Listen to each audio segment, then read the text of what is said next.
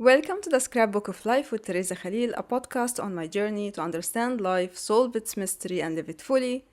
And on my journey, I met Lloyd Evans, who changed his belief from Jehovah Witnesses to what we will discover today. Welcome, Lloyd. Thank you so much, Theresa. It's an absolute pleasure to be with you. Are you ready to document your life story in the Scrapbook of Life? I hope so. We'll soon find out. Come, and with me, flip through the pages of the Scrapbook of Life.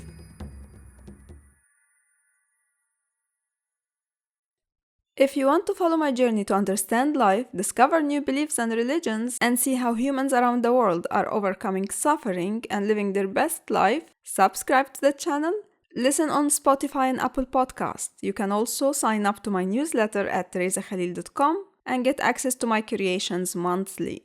Link in the description box. So I would like to start with the moment that every human being starts his life with, which is birth. As far as we know. I know that you don't remember, of course, you were a baby, but did they tell you how was the delivery? What was the situation of the family? You were the first son, or so? Can you tell me your birth story in a nutshell? Yeah, I don't think there were too many complications. I think there was some kind of sickness or illness of some kind, but it wasn't too serious. I was born in Manchester in 1979. My mother was on her third marriage.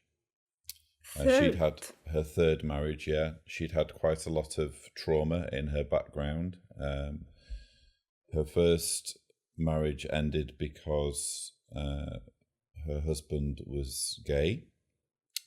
And her second marriage ended because her husband died in a fire.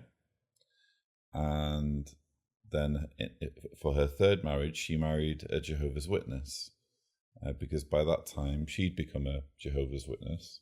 I think in part because of all of the trauma and upheaval that she'd been through in her life. And so, yeah, I was born, and I think I was the first child in our family, and I know that my mother was quite anxious by that point to have a child. She would have been about 32 by that point. And yeah, that's about all. And you are the only child? No, I have a sister who's a year and a half younger than me. And we're in touch. We remain in touch. Okay, so how was your childhood? So now you are in a family that is Jehovah Witnesses. How were you a questioner? Like, did you start thinking? Because when I was a child, I was thinking like, what is this life and why we are here? As like a 6-year-old, were you like that, or how was your childhood? I was a questioner, although I tended to just accept whatever answers I was given. And if they didn't make sense to me, I just assumed that must be my problem. I can remember once asking my parents in the car, I think it was on our way to the meeting or home from the meeting, I was asking them about God, about needing to love God or Jehovah with your whole heart, your whole soul, your whole mind, and your whole strength, which is what it says in the Bible. And I said, I can't understand how I can possibly do that, because that would mean loving God more than I love you, my parents. You know, and I love you more than anything. And how can I meet God how can I love God who I've never met more than I love you, you know? And I can't remember what answer they gave me, but I know it didn't satisfy me. So I was asking questions.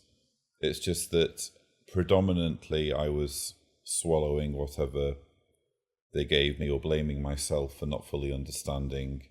And another example I can give you was that once I came home from school and I overheard my dad on the telephone. This is obviously in the days before internet and emails and mobile phones even. And you could make the old phones ring by themselves if you knew what to do, if you knew which buttons to press. You could make the phone ring and then you pick it up. And so he did that, and he had this pretend conversation, I later found out, with a man pretending it was with another of the elders at the Kingdom Hall. And he was saying, oh yes, okay, so the Great Tribulation is here. We're on the run. The police are coming for us, all Jehovah's Witnesses. We need to get our things together, and we need to run to the forest, to Macclesfield Forest, and hide from the police. And so he puts the phone down, and there's this really serious look on his face, and I've obviously overheard the conversation, and he's like, you need to get your things ready, because Armageddon's here, you know. So I run upstairs to my bedroom, and I'm putting all sorts of things in my rucksack. I was quite into Enid Blyton at the time. I don't know whether you know Enid Blyton, but she's a writer of adventure stories. So I was putting in like a torch and compass and binoculars and my Bible, and there was this book that we were studying at the time called Revelation, Its Grand Climax at Hand, and I thought, well, this is the perfect book to take with me because it's going to explain what's happening. So I put all of these things in my school bag and hurry downstairs, and all in a row. There's my dad, there's my sister, and there's my mum, and they've all got big smirks on their faces. And I realised that I've completely misread the situation. And so he was joking. He was joking. Well, the world didn't end back then. I think it must have been 1989 or something. But okay, there are a lot of things that you said I actually don't know. Armageddon. Yeah. Like, can you tell me what does Jehovah Witness say about this experience of existence and how they explain it? What are those terms? So, whereas many mainstream Christian denominations believe in some form of hell, so either you go to heaven when you die, or maybe you go to hell. Jehovah's Witnesses don't believe in hell. They believe that if you're wicked or evil, and Armageddon comes, the end of the world, then you'll die. You'll be eliminated forever. And they believe that Armageddon is coming very, very soon, and they've been teaching that it's coming very, very soon ever since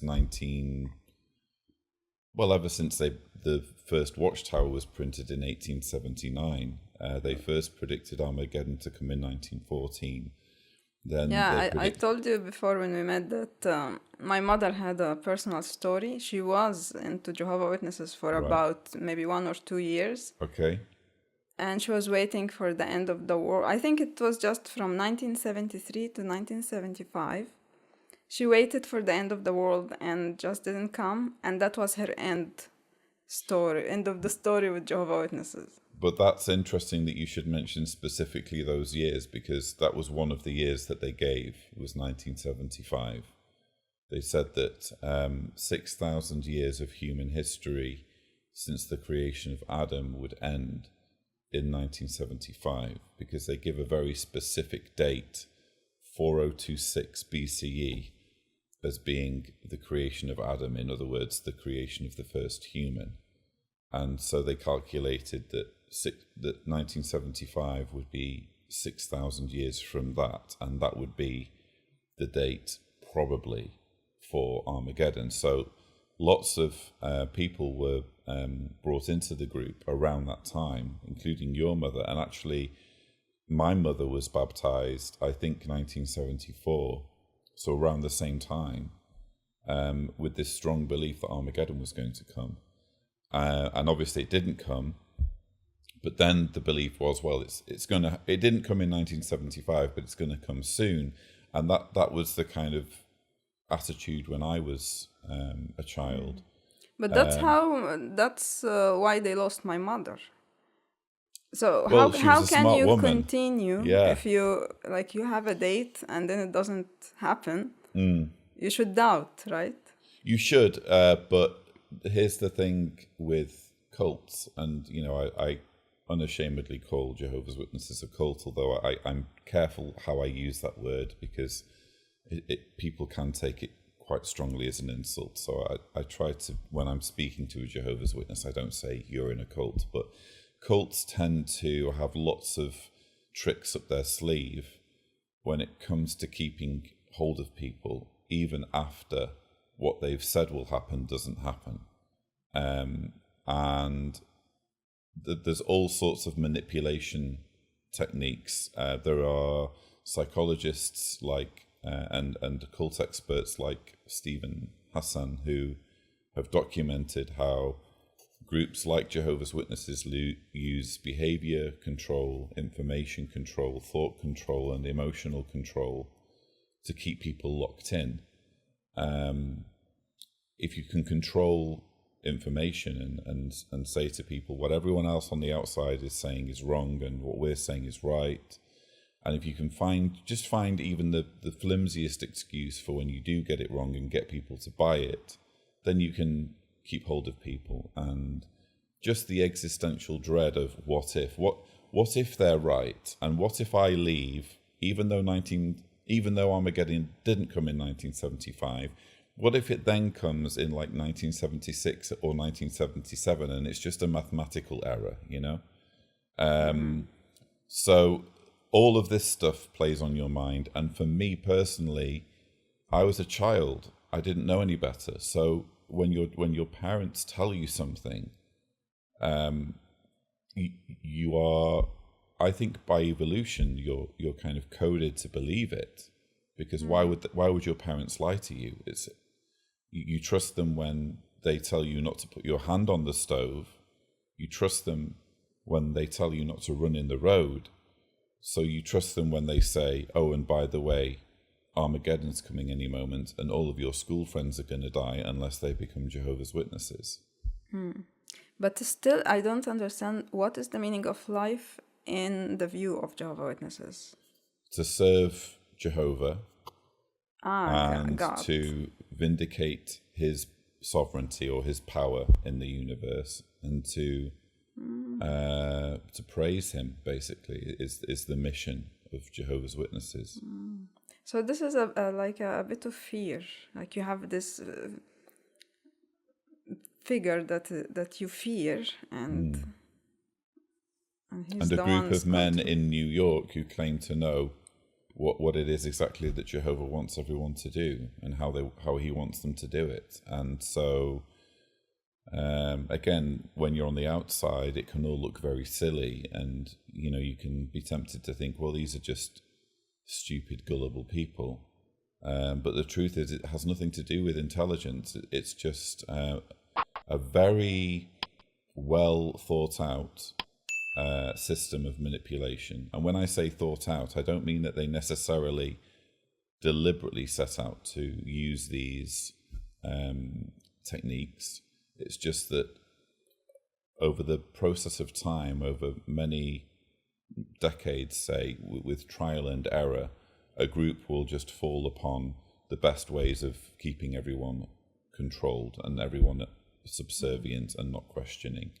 Other groups, like Scientology, almost hit the ground running using these techniques because they're a little bit more cynical, and that, like with Scientology, it really is just about the money and getting people to hand over tens of thousands of dollars to go up the bridge to enlightenment. But with Jehovah's Witnesses, I think that the movement started out mostly sincere, and over many decades, successive leaders have just had to justify their power by coming up with more and more excuses. And also, what I know is that, for example, the other kind of Christianities, like Catholic, Orthodox, they have rituals, but Jehovah Witnesses are more focused on the Bible, right? Yes and no. Jehovah's Witnesses do have rituals. They aren't really Bible based. And there's a veneer that they know more about the Bible, and probably in some cases they do, but what they do is they cherry pick Bible verses. So when a Jehovah's Witness says, I know my Bible, and they start reading verses, they're verses that the organization especially wants them to read. Because with the Bible, I strongly believe this, you can make the Bible say almost whatever you want it to say. For example, Mormons use the verse, like I think it's in Psalms where it talks about like arrows in the quiver of a mighty man is what your children will be. In other words, you want as many arrows in your quiver as possible, so you should have as many children as possible.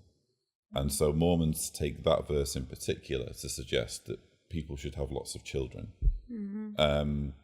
But Jehovah's Witnesses read the same verse and just say, well, when you're aiming your arrows, you need to aim them on target. So this verse means that we need to raise our children correctly to believe what we believe. They ignore the thought of having lots of arrows in your quiver. So you can make the Bible say pretty much whatever you want, and Jehovah's Witnesses focus or zero in on specific verses that support their theology and kind of ignore the ones that don't.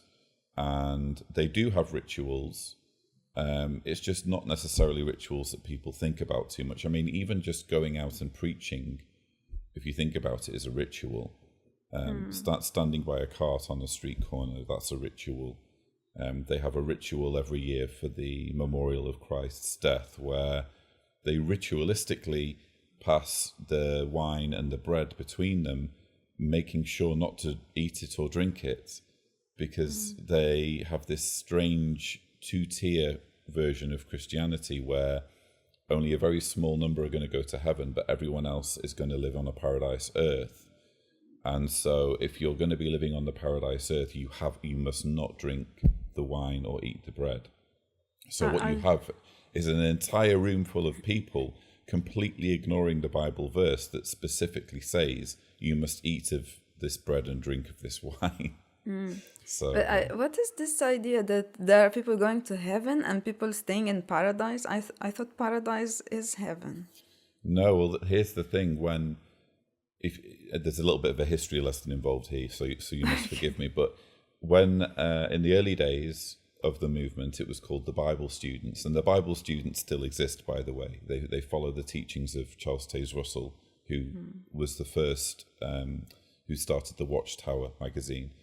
And back then it was a very small movement, and they believed that everybody who joined was going to go to heaven, to be part of the elect, to be part of the kings and priests in heaven with Christ. But then Charles Taze Russell died in 1916, and one of his understudies took over. It was kind of a controversial kind of power grab by one of his understudies. Actually, his lawyer, Joseph Rutherford, took over. And as the movement was growing and growing, I think for mathematical reasons, they must have realized, well, if we're going to get past 144,000 followers, which is the number that the Bible puts in Revelation on the number of people in heaven, Revelation says it's 144,000. If we're going to get past that number, we need to have somewhere else for all of these people to go if they're good, So then they started to teach, okay, so there's this verse in the gospel, I think it's in Matthew 5, I could be wrong. No, it's not in Matthew 5. But anyway, Jesus says, I have other sheep who are not of this fold. These also I must bring. And so they say, well, these other sheep must be the people who live on earth under the rulership of the people who go to live in heaven. And so we need to find those people, and those people must outnumber the people who are in heaven. And again, just going back to what I said about taking a verse and making it mean what you want it to mean, Mormons take the exact same verse, I have other sheep who are not of this fold, these also I must bring. And they say, and the Mormons say, that's when Jesus was talking about taking a trip to America to visit all of the people, all of the descendants of the Jews in America, who of course never existed. There is no ancient Jewish civilization that was in America, but that's what Mormons believe. But on what basis you go to heaven, and on what basis you stay? Well, like, what should you do to go to heaven? It's entirely subjective. So you have to just be convinced that God has told you or communicated somehow to you that you are going to be one of the ones that rule in heaven. And when you make that decision, that's when you start eating the bread and drinking the wine, when you go to this memorial observance. Were you one of those people? I floated the idea a couple of times, I guess. Maybe I'm one of these special anointed ones, but I guess I credit myself with, at least I think I have an amount and a degree of self-awareness, and I think I just thought, well, if it is going to be me, it needs to be absolutely beyond any doubt whatsoever. So if I'm even doubting about it, then it's not me, you know. But surprise, surprise, I think it's 9 men who are the governing body who run the whole organization from New York. They all believe they are part of this 144,000. And it's on that basis, really, that they become governing body members. You have to be of this mindset that you're one of these special people if you're going to be having the top job in the religion. Yeah. Okay, so now I understand a bit what is. It's full of details, actually. Yes, it's complicated, but when you're raised in it, you know all the little nuances of the teachings. But I can imagine it being very confusing to people who don't know much about it. Yeah, I mean, it's not just a simple idea, but it's also full of a lot of details. Yes. Or the idea is simple, but there is a lot into it. It's a very, very convoluted and complicated lie. I think when something is nonsense, the more you create a false narrative.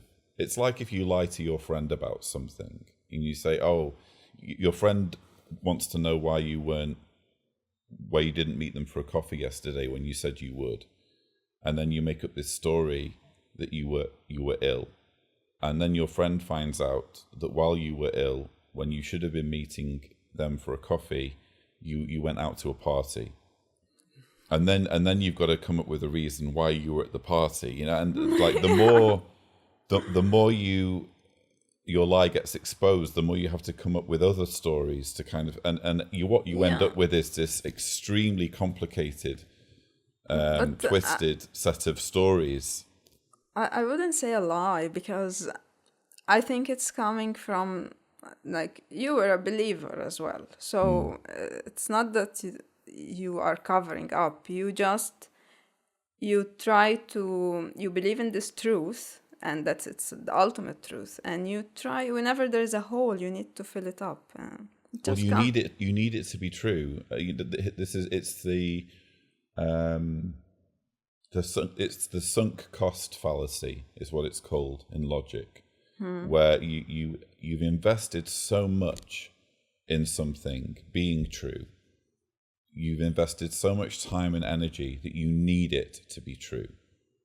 And so, especially when you're raised in it, like I was, you know, you get to your 20s or 30s and you've spent so many years wandering around streets, knocking on the doors of strangers, and foregoing a proper education and chances of progress and success in life, and having given up so much and sacrificed so much, you just need it to be true. And so when you do start really doubting, it's like an existential crisis because your brain is fighting against itself.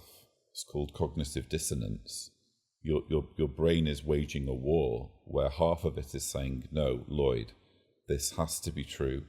Otherwise, you have wasted an awful lot of time and an awful lot of energy. So that's again what keeps so many people trapped inside, is they just need it to be true, even if it obviously isn't. I want to go back to your childhood. Do you have like special schools for Jehovah Witnesses, or you just go to a normal school?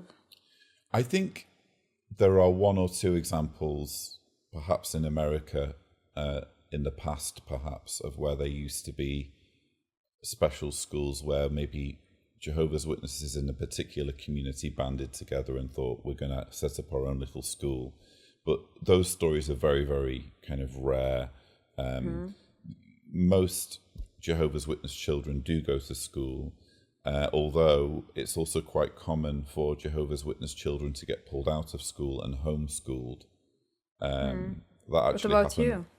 you? We did have the conversation at one point because I was really struggling with bullying, and one of the main reasons why I was being bullied was because I was a Jehovah's Witness. And I just remember we had the conversation, and it was not just me, it was my sister as well. And I had 1 year left at that point of high school, and my sister had 2 years left. And she just couldn't, it was really affecting her health, like in a physical way, how much stress she was under. But I thought in UK there is more acceptance to the other who's different. Well, children can be mean. You know, it doesn't matter what the culture is. It doesn't matter how much tolerance there is on a societal level of religion. You know, when children latch on to something that makes another child different, they can be brutal. You know, and they can make your life a living hell. And can you give me an example, like what happened to you, for example, at school? So, well, I would be in primary school in the smaller school when I was little. I would be chased around the playground by a group who were mocking me for my religion, and a huge problem that I had that there was no escaping from was that it was literally I was compelled to join my parents at weekends, specifically on a Saturday morning, and join them in walking around the streets of my town, knocking on people's doors. And as you can imagine, statistically speaking, it's inevitable that one of those doors is going to be the door of one of your schoolmates. And they're going to come to the door and, Lloyd, what are you doing at my house?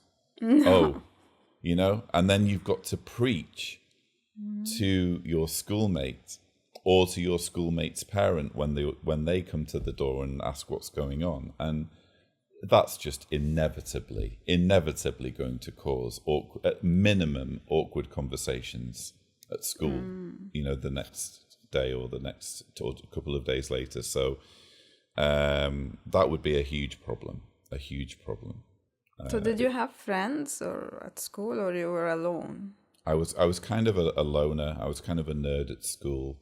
I did have one or two friends, but I think back and I think the friends that I did have were quite socially awkward and were probably struggling themselves to make friends.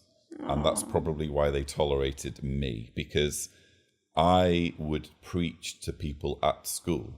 Because what you're told as a Jehovah's Witness child is that when it comes to the preaching work, we all have our territory. And when you're an adult, you get given your territory, and it's maybe this street and then this street and then this street.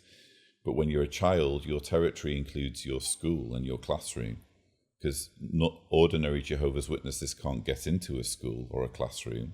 So therefore, it becomes your territory, and you must preach to your classmates. So I would literally go into school with Jehovah's Witness literature in my school bag, ready to preach to people. because it was I was told that it was my duty.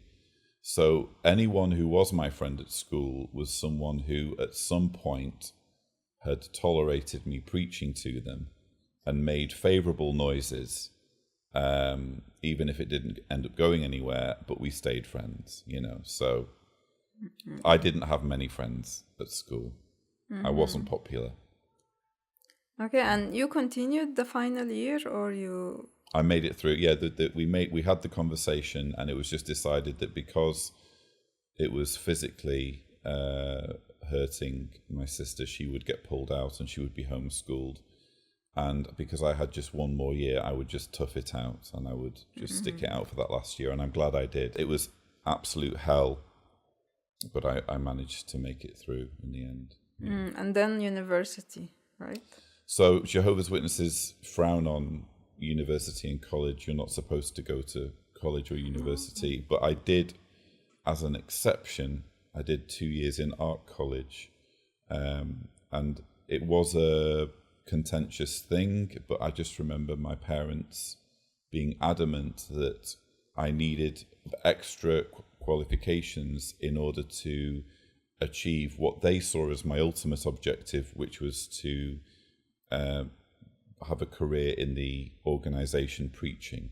So when you're a Jehovah's Witness, you aspire to devoting a certain amount of hours per month to preaching. And back then it was 90 hours, it then became 70 hours, and nowadays it's 50 hours per month that a pioneer, is what they're called, a pioneer needs to spend for free preaching about Jehovah. And they saw that as my job.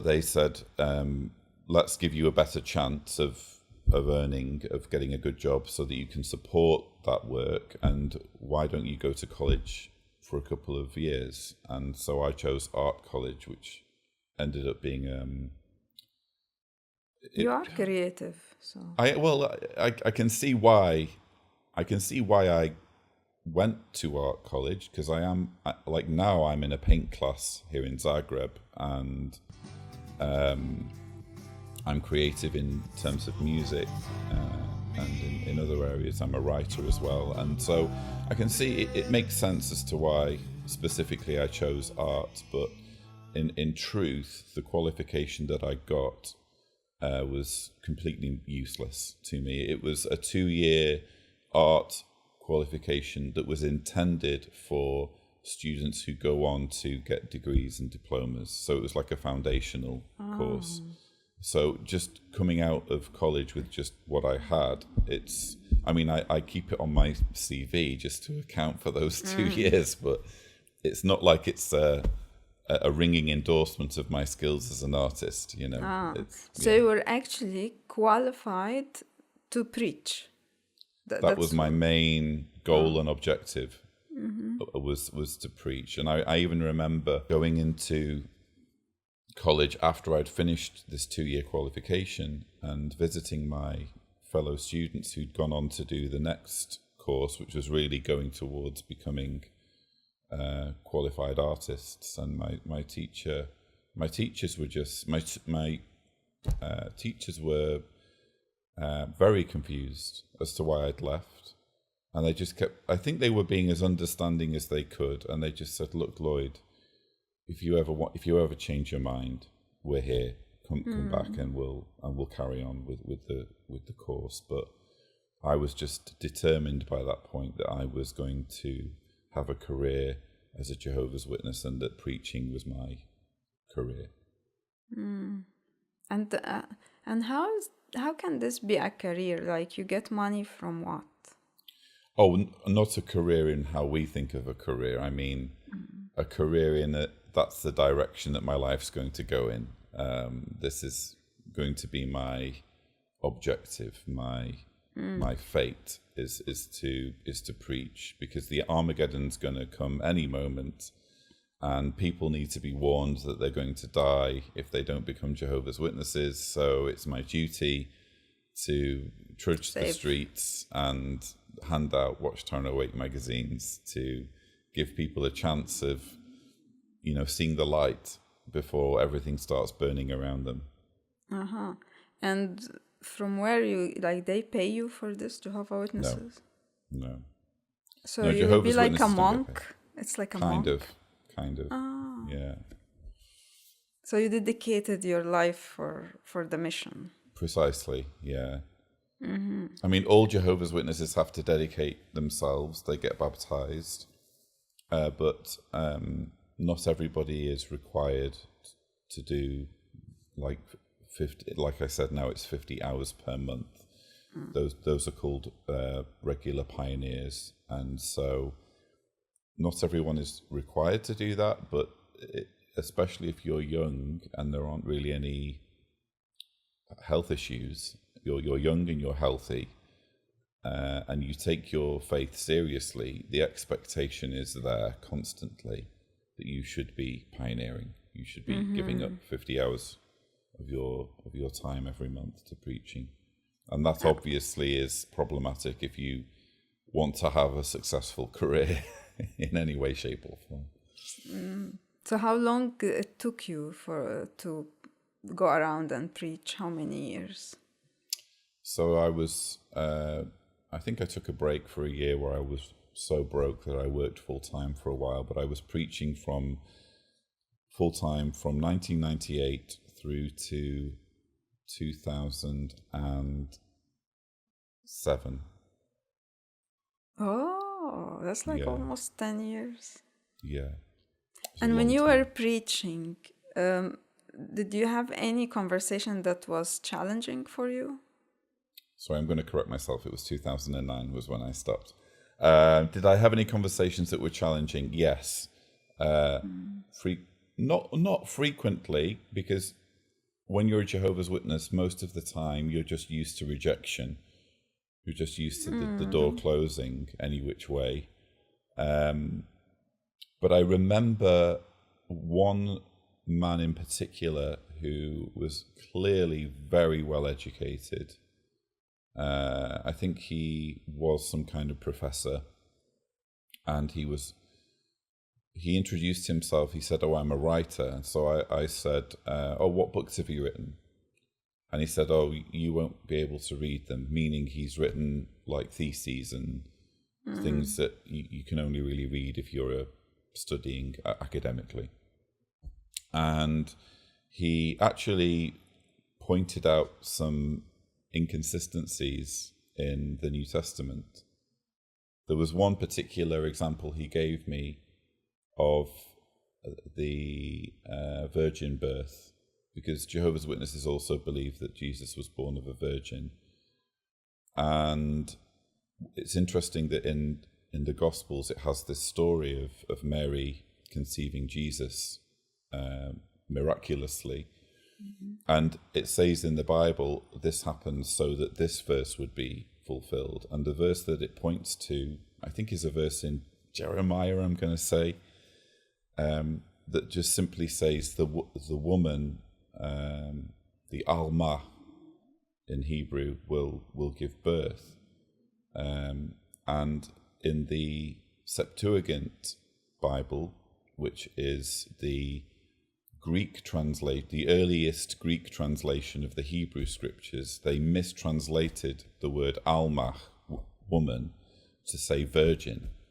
So in other words, at the time that the Gospels were being written, the writers of the Gospels were using this Septuagint version that had a mistake in it that was predicting that Jesus would be born of a virgin. So then they create this story that makes him born of a virgin. Yeah. But if you actually read the original Hebrew, it doesn't mention virgin, it just says a young woman. And so this guy shows me this, and I just had nothing. I had no answer to it at all. But again, this is what I was saying earlier. You have this cognitive dissonance. You have this war going on in your mind, not just in those situations, but nearly all the time, where you need it to be true, but at the same time, there's this doubt in your mind that it can't be true because of things that you're constantly coming across. And one way or another, the war needs to be settled. And you tend to settle the war in favor of the status quo and in favor of keeping everything as it is, because the alternative is not just you risking that you're going to die at Armageddon. The alternative is everybody that you care about shunning you, because that's the punishment if you leave Jehovah's Witnesses. Everyone's supposed to not talk to you anymore, including your parents, including your brother or sister. So you don't really even consider it as an option to leave when there's literally a punishment hanging over your head if you do leave. So when I have a conversation like that where someone's showing me an obvious error in the Bible, or something that shows me that the Bible isn't truly authentic, I have to ignore it. I just have to think, okay, well that's there. I'm just going to put that to the back of my mind and not think about it. Talking about the Virgin actually reminded me of my mother. She had a shock coming from a Copt belief about Virgin Mary, is that Jehovah's Witnesses said that after she gave birth to Jesus, she stopped being a virgin. And that was for my mother so shocking, because she believed that Virgin Mary is virgin and will always be virgin, you know. Well, that's actually what many Christians believe, is that Mary was always a virgin. I think Catholics in particular believe that. But of course, there are accounts in the Gospels where Jesus is with his brothers. And James was supposed to be a brother of Jesus. And I think James was with Mary at the crucifixion. So, yeah, the Bible doesn't support the idea of Jesus not having siblings. Yeah, that was shocking for her. Yeah. She was describing it like she got dizzy, you know. Yeah. Did you have anything like that when you realized you were like, as if someone punched you in the face? Well, that's kind of what it's like when you wake up, is you go through this existential crisis and you feel as though, I can remember for the first time going on what we would call apostate websites.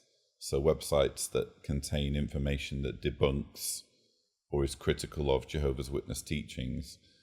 And I can remember feeling as though I would get struck down by lightning just that very moment, because I was doing something that was just so evil. Because they repeatedly tell you every which way, don't look online at what apostates are saying. Don't watch their videos. Don't go on their websites. If they approach you, don't speak to them. So it's made very, very clear that you're not supposed to do that. But eventually, in my own situation, it was actually after I moved to Croatia, and I started going to the meetings and just couldn't understand what was being said because I didn't speak the language anymore. And it just gave me the space to start thinking, hang on, what do I really believe? And one day I decided to stay home and not go to the meeting with my family. I think I said I was ill. Maybe I wasn't that ill. And I thought, I'm going to take this opportunity while I'm by myself to just sit down with a piece of paper and a pencil. No, it was a pen, sorry. And write down all of the things that I don't agree with about Jehovah's Witnesses. And by the end of doing that, I had a full piece of paper with 9 different things that I didn't agree with. And it filled the whole sheet. And I just remember thinking, if I'd written just one thing, just one sentence, that would be enough to prove to me that I'm not a Jehovah's Witness. But here I am with a full sheet of paper. So clearly, I don't believe this. Because if you're a Jehovah's Witness, you have to believe all of it. There's no wiggle room. You can't pick and choose. And it was shortly after that I told my then wife, we've since divorced, but I told my then wife, I don't think I'm going to be a Jehovah's Witness for much longer. You know, I think I'm... Okay, let's go back to the relationship How she was also a Jehovah Witness? And how Yes, did it start? we met through the religion. I continued to take my faith very seriously.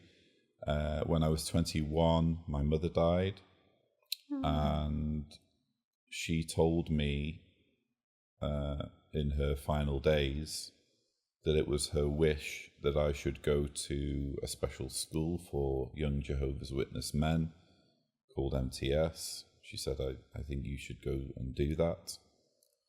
And of course, I was always going to do what my mother told me, especially when she was dying. So, and as well, when after Mum died, I genuinely felt like, even though I had doubts by that point, quite significant doubts, it was my only way of seeing her again, I felt, was to be as active in the religion as possible so that I could see her when she got resurrected to a paradise earth. I'd be there to welcome her. So I registered for this school, and I think it was the second or third year of trying to get in, they accepted me. And it took place in Dudley in central England, central UK, and there were people from all over Europe who were attending. There was a class of 27 students, I think, and one of them was from Sweden.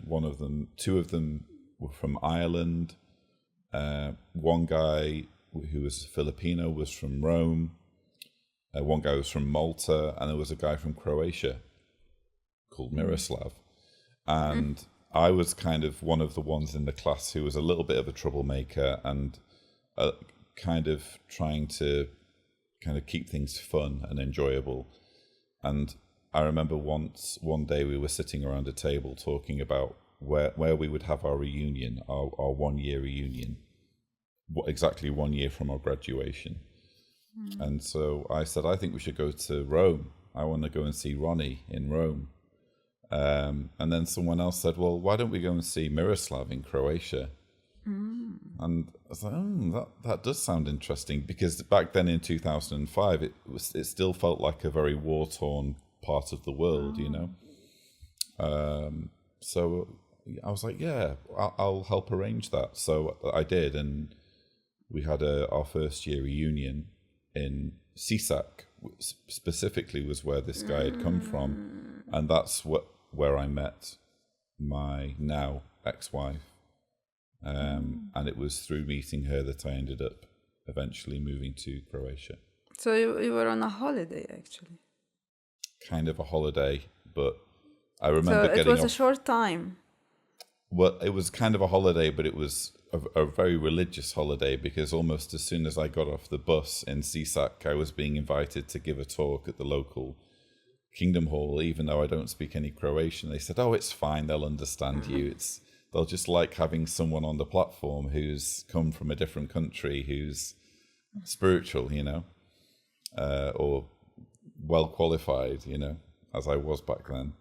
And so I gave the talk at the local Kingdom Hall, is what they call them. And after I'd given after the meeting, I only was speaking for like 5 minutes. And this beautiful Croatian woman walks up to me and says, oh, I really enjoyed your talk. And I was like, she looks nice. And yeah, that was Diana. We ended up getting married, yeah. And how fast was the decision to get married? Okay, probably faster than it should have been. So we started dating online back in the days of MSN Messenger. That's how it was done. And I remember running up some pretty steep phone bills, long distance phone bills, and we had Skype conversations and all that sort of thing. But I think the long distance nature kind of accelerated things as well, because we realized that we needed to be together in person if we were going to have a relationship. So she moved to England and became an au pair, meaning that she was staying with her family, looking after their children and cleaning. They actually didn't treat her very well. which was a problem.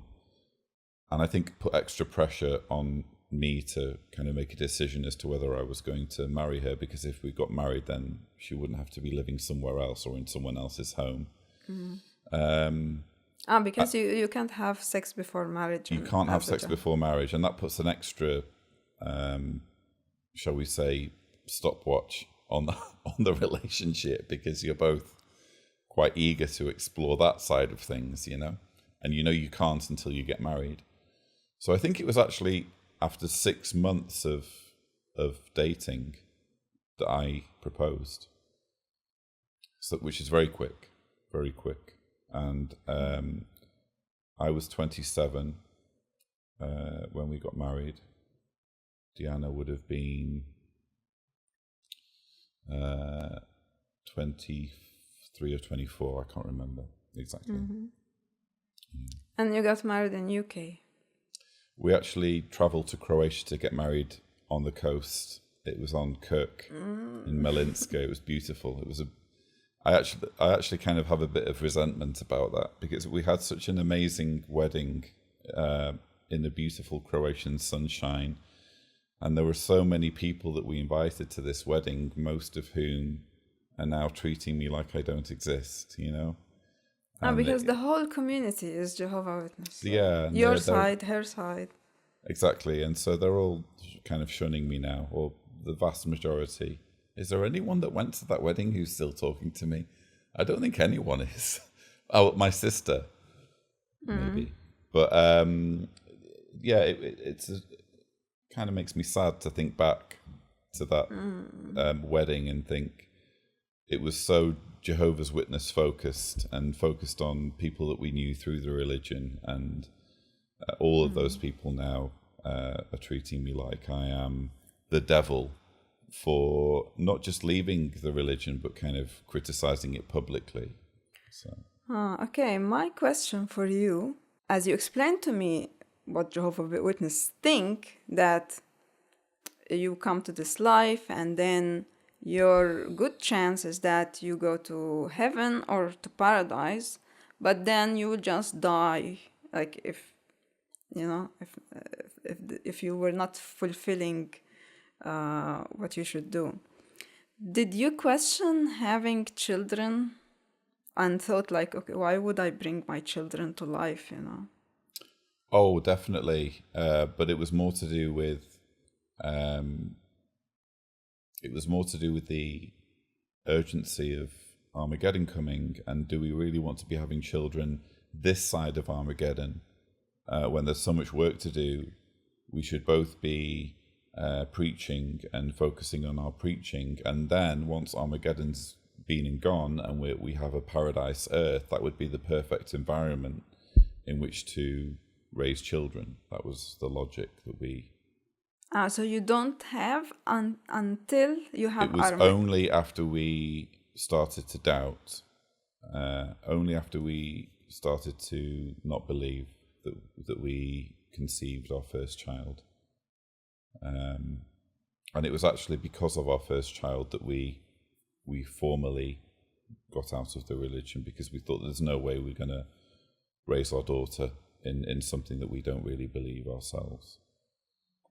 Okay, just to make sure I understand. So you thought maybe not to have children when you were a believer? Yes.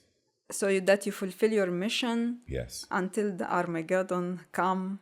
Correct. And then you can have children in paradise? Correct. But then both of you left the belief? We both stopped believing. And at the same time? Well, no, I woke up. I call it waking up. I woke up first, and then there were lots of difficult conversations with Diana, because she was still very much believing. And she thought to begin with, maybe this is just Lloyd trying to get out of the relationship. He's just making excuses that he doesn't believe anymore so that he can leave me. And I'm like, no, that's not it at all. I just genuinely don't believe. And so she was saying, well, give me your reasons. Tell me what your reasons are. And you gave her the 9 things that you wrote. Exactly. I shared everything with her. I said, this is what I have a problem with. And she looked at everything and she said, I agree with you. But that didn't mean that she just immediately snapped out of it. She could understand that I was being genuine. And she carried on going to meetings without me, which was very difficult for her. But about a year after I stopped going to meetings, she stopped going to meetings. And then we had we conceived our first child. But when you are like confused now, you left the belief, you don't know what is this life about, why did you decide to have a child? Because there was no longer, I think at that, why does anyone want to have a child, I guess is the question. I think for me, I just kind of had a very primal urge to procreate, you know?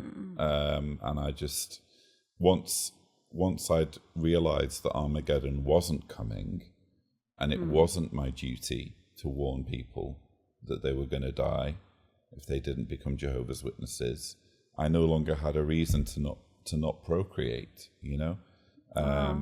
And probably similar for Diana.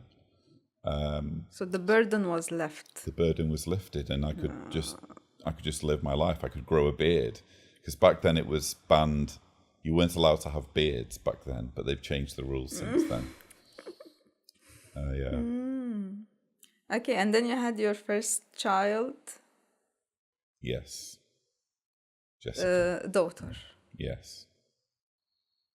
And again, it was having her that made us get out completely, because we didn't want our believing family to have any excuses to try and indoctrinate her as a Jehovah's Witness, saying, oh, well, this is what you should be doing, you know.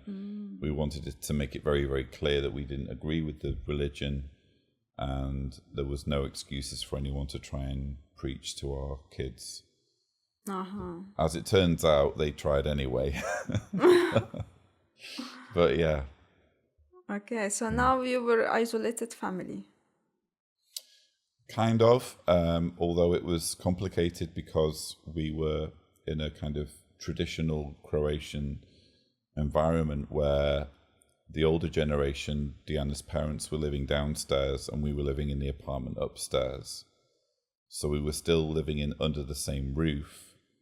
And Diana's parents were, to begin with, well, they were horrified that we left the religion.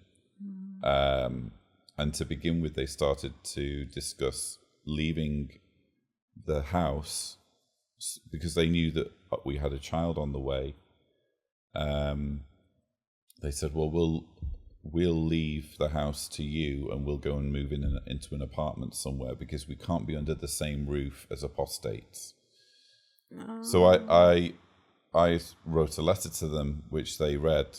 And I said, well, if you move into an apartment block in the town, because we were living out in the countryside, I said, if you move into Sisak and you move into an apartment block, you will be under the same roof as who knows who. You could be living with drug dealers. You could be living under the same roof as murderers or child abusers. Or other apostates. You don't know who's going to be. You don't have any control who's living under the same roof as you if you move into an apartment block. Yeah, not apostates, but non-believers. Exactly. People, you could be sharing the building with Satan worshippers, you know, and all your only problem with us is that we no longer share your religion, and we're not even trying to persuade you. So we're happy for you to just believe whatever you want to believe. And finally, they decided to stay, and they came up with their own justification for staying and for even talking to me. So I even continued to have kind of a son-in-law relationship with Diana's parents even after we left the religion. But it was a very strange situation sharing the building with Jehovah's Witnesses after we'd left. Yeah. And the shunning is just emotionally. No threat for your life or something. No, they don't threaten you violently, but they do shun you. So, again, Diana's parents managed to come up with a justification, which others would have rejected, but they came up with it. They came up with this justification to stay because it was their house and we needed to stay there. But my father, when I told him, I explained to him that I would be leaving. He said, well, it'll kill me, Lloyd, but I'm not going to speak to you anymore when that happens. And that's exactly what he did. He didn't speak to me. We've had like one or two conversations where maybe I've needed some important paperwork for health insurance or something. And he's spoken to me for that reason. But apart from that, no conversations whatsoever with my dad, yeah. And then the marriage ended, or you had a second child? I had a second child, and then 2.5 years ago we broke up. For reasons I won't go into, but you know, we grew apart, shall we say, and the marriage ended, and now, how do you see life? How do I see life now? Yeah.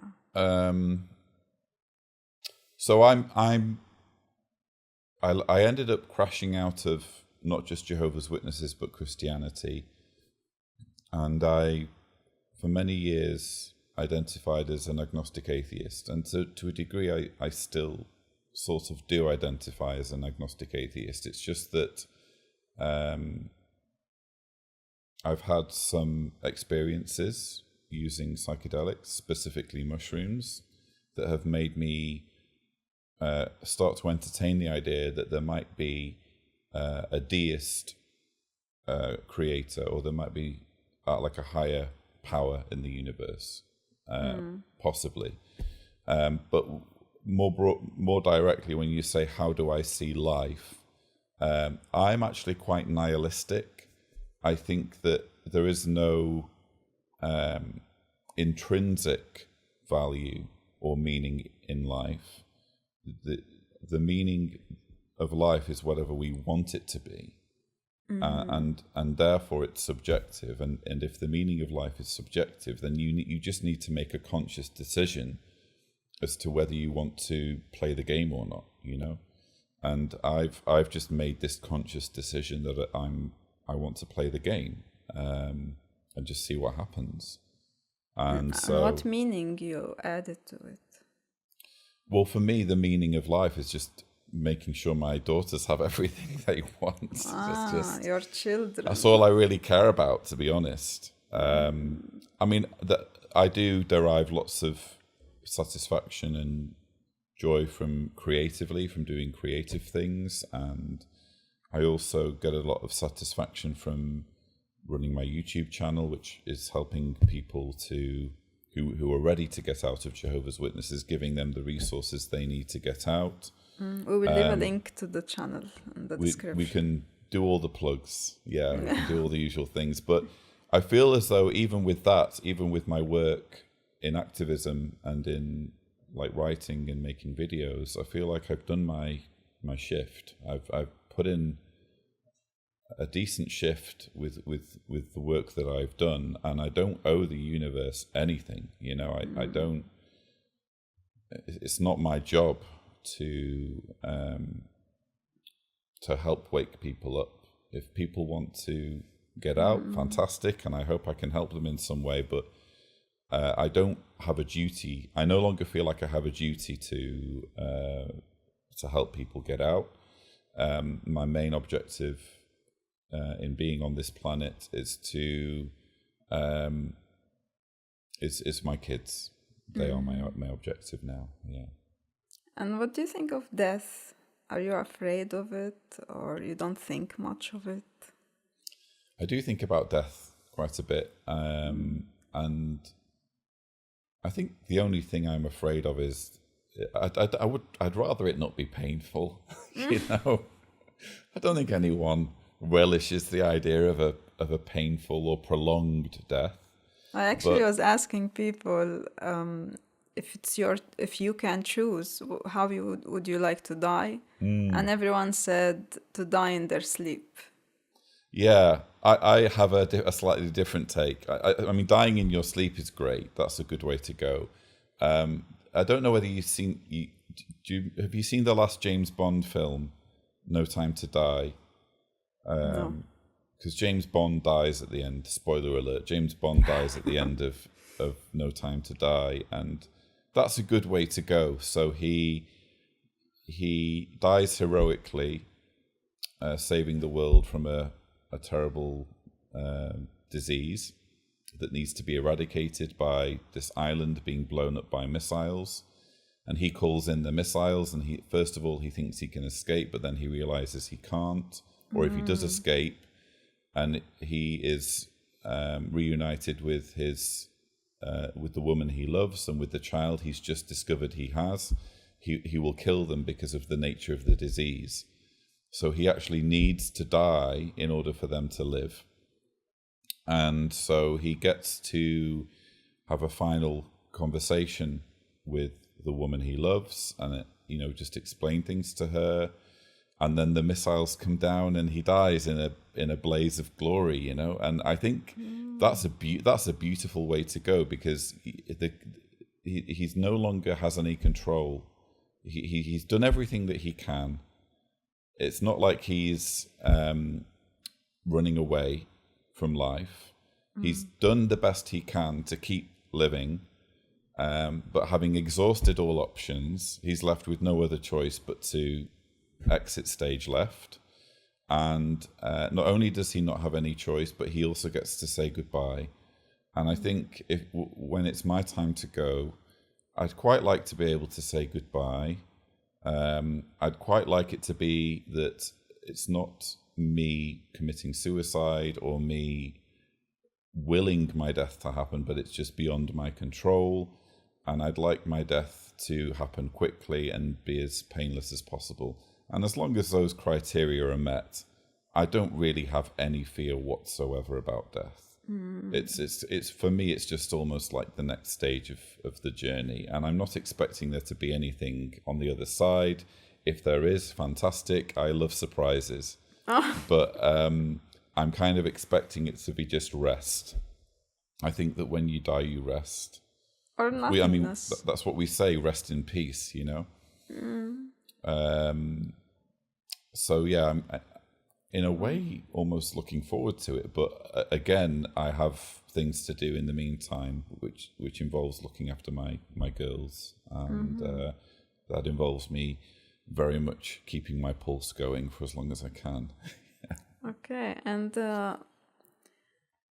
now as you've been through all this, what do you think is the best way to live life? The best way to live life is with your critical thinking abilities constantly engaged. Don't let people lie to you. Don't let people use you.